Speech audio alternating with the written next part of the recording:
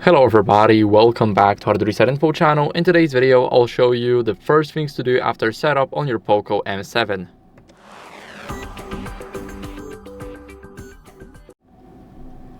First, what we're going to do is we're going to connect to the Wi-Fi. So let's open up these settings, and in those settings, let's go to Wi-Fi. Let me quickly lower the brightness. And here, we're going to choose a network that we want to connect to. Here we enter the password, so I'll see you guys in a second once I enter mine. Now we're gonna click connect, and as you guys can see, we are connected to the network. Next, what we're gonna do is we're gonna add a Google account.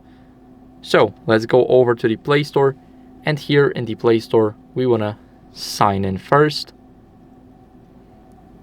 After we click sign in, we're gonna go and we're gonna be redirected to the page where we enter our email and then the password.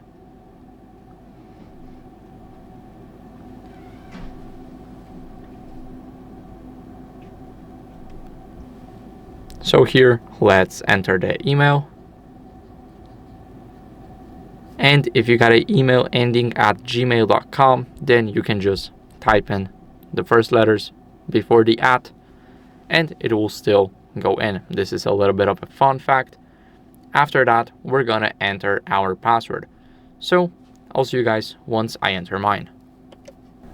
After entering the password, we will see this screen. Who will be using this device, you can set it up either for yourself or your children. These steps may vary here because I will be using the first one. If you use the second one, these steps may vary, but not a lot. First, we're gonna agree to the terms and conditions of the service that Google presents us. Then it's getting the account info, and this is the part where Google Play likes to randomly crash. So it is normal, it's the Google Play's issue. And here we're just waiting for the Google services to load up. We're gonna make sure that we enable backup device data, so whenever we restore our things from the phone, if we lose this device for an example, or we get a new one, then we got it on our drive. Now let's click here, and we are in the Play Store. Now let's wait for it to load up, and then we can proceed. So now we're just gonna click on our avatar, and here we're gonna update apps. So we're gonna go to My Apps and Games. Now go to Updates Available, and here we have the 40 updates. So I got 40, depends on how much you got here. You're gonna click Update All, and now they're all updating. So what we're gonna do in the meantime, we're gonna set up the screen locks. So let's go over to the settings, and here we wanna scroll down to fingerprints, face data, and screen lock.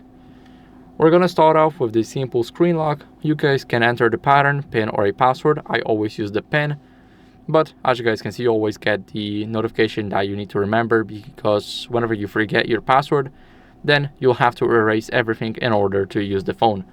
So here, you guys can provide the password. I'll use 123456. Make sure to not use the same password as me. This is very unsafe password. You need to get a password that's strong. So as you guys can see, we can just confirm it, but this passcode is very unsafe. Here, it will ask us to add the fingerprint. We're gonna click add, and here we need to locate the fingerprint. So we need to lift, and after we feel a vibration, we need to leave the finger off the touch. Now, as you guys can see, we are touching it. We need to move it slightly, so I'll quickly do that. Now lift, and then try and get it again. So this is very hard to actually get the edges. We need to get those edges up. And now just scan.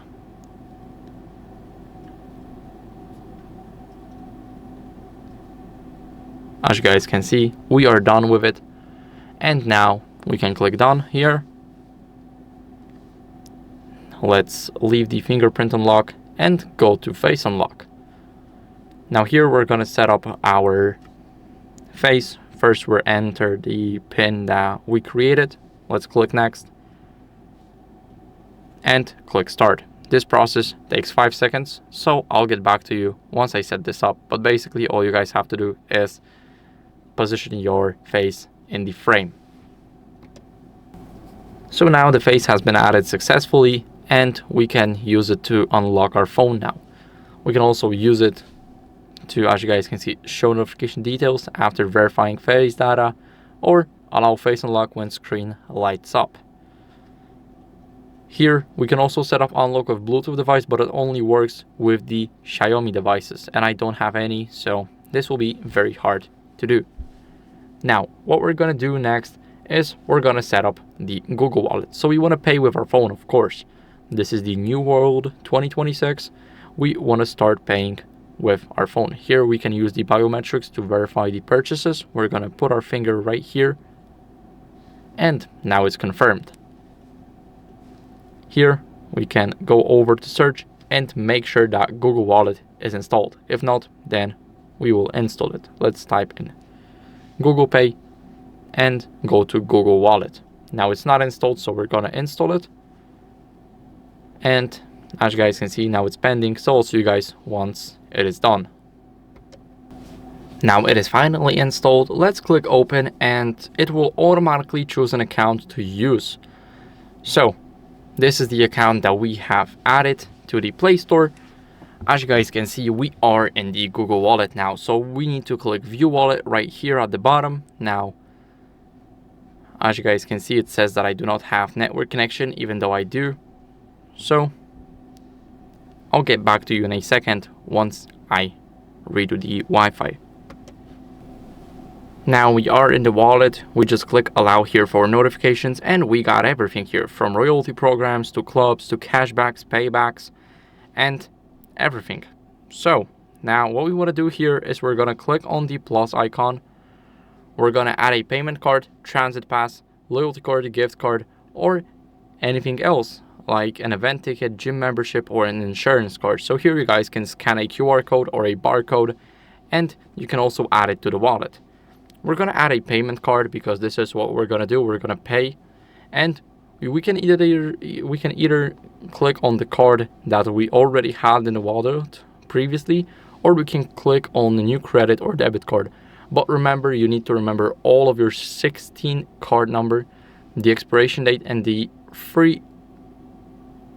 three-digit security code. So for example, 355.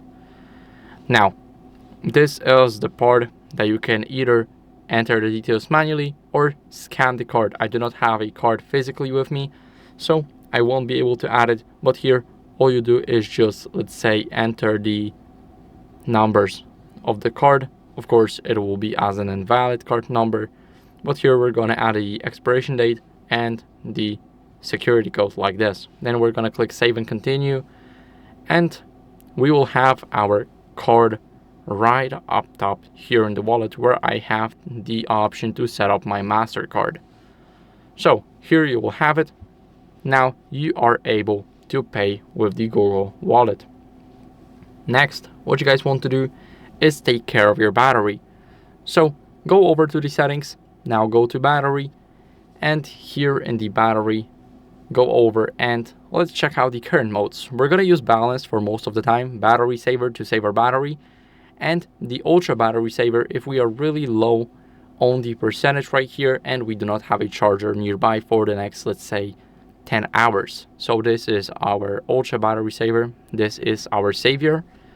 Here in the battery checkup, as you guys can see, you guys can make your battery last longer. So like lock device after 15 seconds of inactivity, don't wake screen for notifications, turn off haptic feedback, and let's say clean memory 10 minutes after locking device, and turn on dark mode. So now we can add 27 minutes. We optimize our battery a little, and in the charging options, you guys can select standard wired charging or speed up, but this is the fast charging. This is where your phone can heat up during. So it's totally up to you. I prefer the sped up version because I like my battery to be charged faster, even though I know it's decreasing my battery life a little because it's heating up. Next, here we have the battery protection. As you guys can see, we need to fully charge and discharge this phone 3 to 5 times to improve the accuracy of the battery health stats. So our battery health right here, 100%. this is how much battery we really have. So if it's like 80%, then we need to charge our phone a bit more, because it's gonna be, even if our phone is at 100%, when we have 80% of the battery health, then we really have 80, and that's how it looks like. Here in the charging protection, we want to make sure that we select intelligent charging or battery protection. Intelligent charging basically learns from our habits how we charge the device when we unplug it, and it will reach 80% and 100 only in some situations where it knows that it will charge to 100% before we unplug the charger. Now, next, we have some additional features, as you guys can see, like when to clear the cache and cold endurance mode, and of course, schedule power on and off. This is a very great option. You can power off your phone at 11:30 every day, and it will turn on at, let's say, 5 a.m. And that gives you 5.5 hours of your phone being turned off and your battery being saved. So this is how you guys can do that.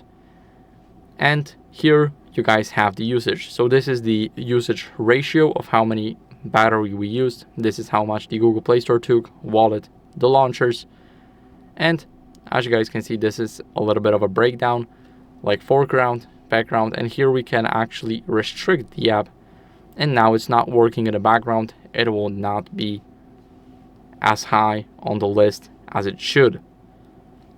So this is for the battery. And lastly, what you want to do is you want to double check for our software. This is the last part.